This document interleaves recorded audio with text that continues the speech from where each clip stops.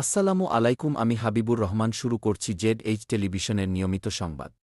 বাংলাদেশ জামায়াতে ইসলামী বদরগঞ্জ উপজেলার ১১ নং গোপালপুর ইউনিয়নের ৮ নং ওয়ার্ডের উদ্যোগে ইফতার মাহফিল গোপালপুর নিম্ন মাধ্যমিক বিদ্যালয় মাঠে অনুষ্ঠিত হয়। ৮ নং ওয়ার্ড সভাপতি মহসিন আলীর সভাপতিত্বে ও ইউনিট সভাপতি মুসলিম মিয়ার সঞ্চালনায় প্রধান অতিথি হিসাবে উপস্থিত ছিলেন বাংলাদেশ জামায়াতে ইসলামী বদরগঞ্জ উপজেলা শাখার আমির কামারুজ্জামান।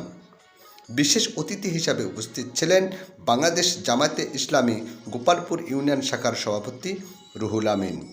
অনুষ্ঠানের সার্বিক তত্ত্বাবধানকারী সাবেক ছাত্র শিবির সভাপতি রেজাউল ইসলাম, শামপুরহাট কেন্দ্রীয় জামে মসজিদের খতিব আব্দুর রাজ্জাক, বাংলাদেশ জাতীয়তাবাদী কৃষক দলের গোপালপুর ইউনিয়ন শাখার আহ্বায়ক আশিকুর রহমান সহ জামায়াত ইসলামের নেতাকর্মীবৃন্দ।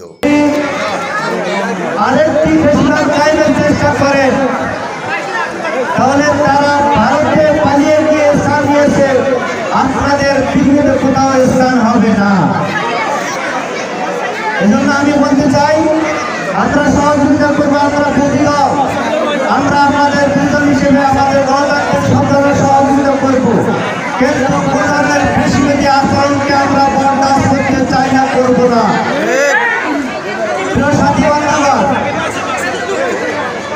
আরেকজনের নেতা হয়েছেন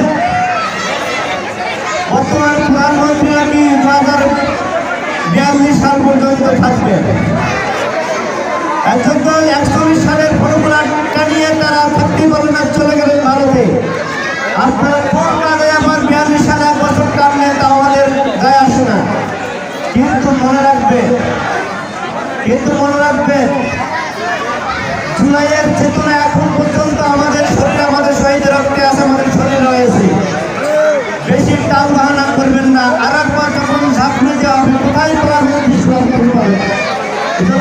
করে এদিক সেদিক কথা বলবেন না। News desk, Z television.